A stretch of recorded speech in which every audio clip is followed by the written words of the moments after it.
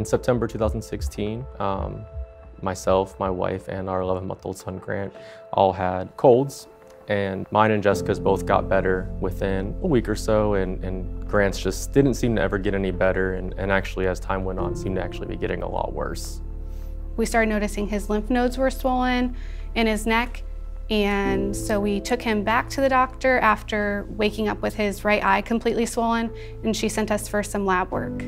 I took him to where I work at Palm Bay Hospital, where I'm a nurse, and I just had one of the doctors evaluate him, and he told me he thought he needed to be checked in and get labs and further testing. And after labs, chest x-ray and ultrasound, when they tried to admit him to our pediatric floor, they were told that he needed to be evaluated for cancer, and we don't have oncology, so they transferred us to Florida Hospital for Children in the middle of the night.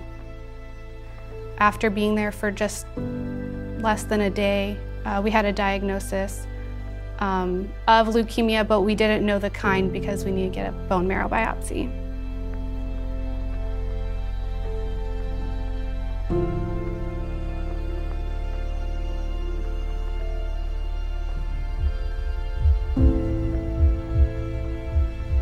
We continued chemo for 56 days, and we were able to continue the bone marrow biopsies and lumbar punctures inpatient with the chemo until we were discharged on Christmas Eve.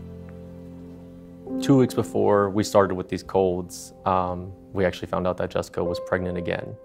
And when Jessica was 36 weeks pregnant, we found out that Grant had relapsed again, and we knew that the cord blood was an option if the baby was a match to do his stem cell transplant.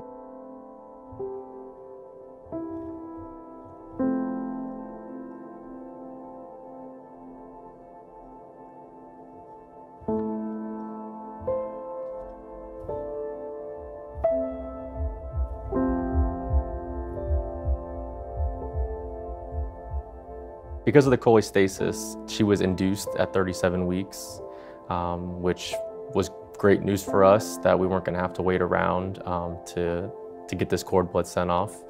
We sent the cord blood off on May 16th, Wyatt was born, and they told us it could be 4 to 6 weeks before we had any results as far as whether or not Wyatt was a match for Grant. For as excited as everybody was about the cord blood, we found out that the chance of Wyatt being a match for Grant was actually only 1 in 4.